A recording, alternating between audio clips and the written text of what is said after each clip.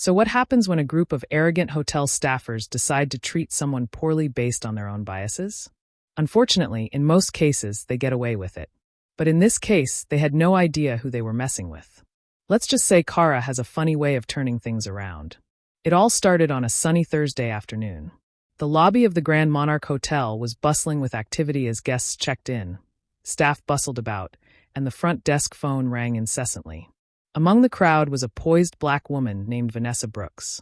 Dressed casually in a flowy blouse and tailored slacks, Vanessa exuded quiet confidence. She carried nothing that would immediately indicate her status. No flashy jewelry or entourage, just a small overnight bag slung over her shoulder. Vanessa had purchased the Grand Monarch Hotel 6 months ago. It was her dream to own a piece of history and transform the struggling establishment into a beacon of hospitality and excellence. But instead of a grand unveiling or press conference, Vanessa decided to take a quieter approach. She wanted to observe how the staff operated under normal circumstances before implementing changes. That day, she intended to check in anonymously and get a feel for how things were running. Approaching the front desk, Vanessa was met with a frosty stare from Lauren, the receptionist. Lauren, a young woman with perfectly manicured nails and a name tag tilted just slightly off-center, glanced Vanessa up and down. Her tone was curt. "Can I help you?" she asked, her words laced with disinterest. Vanessa smiled warmly. "Yes, I have a reservation for this evening. Name Brooks, Vanessa Brooks." Lauren frowned as she tapped away on the computer keyboard. A few seconds later, she looked up, her eyebrows knitting together. "I'm not seeing your name here. Are you sure you booked with us?" "Yes, I'm sure," Vanessa replied, maintaining her composure. "I received a confirmation email just this morning." She pulled out her phone to show Lauren the email, but the receptionist barely glanced at it. "Well, the system says there's no reservation under that name," Lauren said flatly, crossing her arms. "Are you sure you didn't book at the Monarch Inn? That's a motel a few blocks down." A hush fell over the nearby guests, some of whom glanced over uncomfortably. Vanessa's expression didn't falter. "I'm positive I booked here," she said firmly. "Perhaps you could check again?" Lauren sighed dramatically, clearly annoyed. "Look, ma'am, I've already checked. There's no reservation under your name, and honestly, if you don't have a reservation, I'm afraid there's nothing I can do. We're fully booked at this point." A middle-aged man in a suit, the hotel manager, Mr. Franklin, approached the desk, noticing the tension. "Is there a problem here?" Lauren gestured toward Vanessa. "This woman claims she has a reservation, but it's not in the system. I was just explaining that we're fully booked." Vanessa turned her attention to Mr. Franklin, her smile still intact but her patience waning. "I'm Vanessa Brooks. I made a reservation here and have a confirmation email to prove it." Mr. Franklin gave her a dismissive once-over. "I'm sorry, but if the reservation isn't in our system, there's nothing we can do. Perhaps you could find accommodations elsewhere." The condescension in his voice was palpable. Vanessa decided to take a different approach. "Could you call your corporate office? They'll be able to verify my reservation." Lauren rolled her eyes. "Ma'am, we're extremely busy. We can't spend time chasing down a mistake that's not ours." Before Vanessa could respond, a security guard approached, likely called over by Lauren. He stood tall, arms crossed. "Is there a problem here?" he asked. Vanessa raised an eyebrow. "No problem," she said. "Just a misunderstanding about my reservation."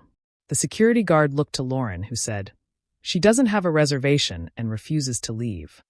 "I never refused to leave," Vanessa corrected calmly. "I'm simply asking for clarification about my reservation." The guard's posture stiffened. "Ma'am, if you don't leave voluntarily, I'll have to escort you out." At this point, the other guests in the lobby were visibly uncomfortable, whispering among themselves. Some even pulled out their phones to record the unfolding scene. But Vanessa wasn't fazed. Instead, she pulled out her phone, opened her contacts, and made a call. "Hello, this is Vanessa Brooks," she said into the phone. "I'm at the Grand Monarch Hotel and having a bit of an issue. Could you send over the regional director and legal team? Thank you." She ended the call and turned to the staff. "I'll wait right here." The confidence in her voice unsettled Lauren and Mr. Franklin, but they didn't dare back down. Instead, they exchanged nervous glances and muttered to each other. 15 minutes later, a tall man in a tailored suit entered the lobby, flanked by 2 other individuals. He approached Vanessa with a broad smile. "Miss Brooks, I'm so sorry for the inconvenience. We'll get this sorted out immediately." The room went silent as everyone watched the interaction. Mr. Franklin's face turned pale. "Wait," he stammered. "Miss Brooks? You mean?" The man in the suit turned to Franklin. "Yes. This is Vanessa Brooks, the owner of the Grand Monarch Hotel." The shock on Lauren and Mr. Franklin's faces was almost comical. Lauren's mouth opened and closed like a fish out of water. I didn't know," she whispered.